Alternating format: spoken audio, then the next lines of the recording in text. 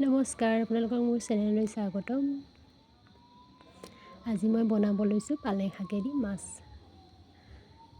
এয়া পালেং শাকখিনি বাৰীৰে ধুনীয়াকৈ মই তুলি আনিছোঁ আৰু এয়া ধুই লওঁ। ধুই মেলি এয়া কাটি মেলি ল'লোঁ, বিলাহীও দিম লগতে আৰু আলু দিছোঁ সৰু সৰুকৈ কাটি। এইফালে মাছখিনি ফ্ৰাই কৰি লৈছোঁ আৰু মই তেল খুব কম ব্যৱহাৰ কৰোঁ, আপোনালোকে নিজৰ জোখ অনুসৰি দিব।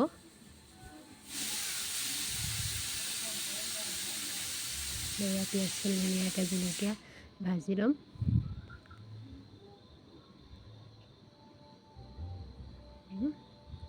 অকণমান পাঁচফোৰণ দিছোঁ। বিলাহীখিনি ধুনীয়াকৈ ভাজি ল'ম।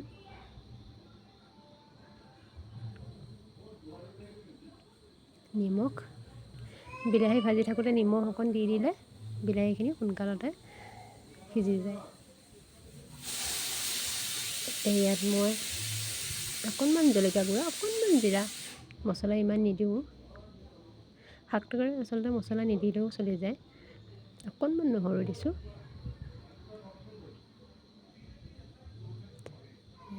বিলাহীখিনি প্ৰায় হৈয়ে গৈছে, ইয়াত এতিয়া মই শাকখিনি দিম।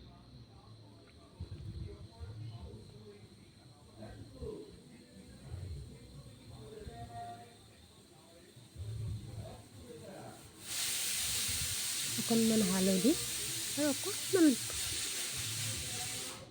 জিৰা গুড়া।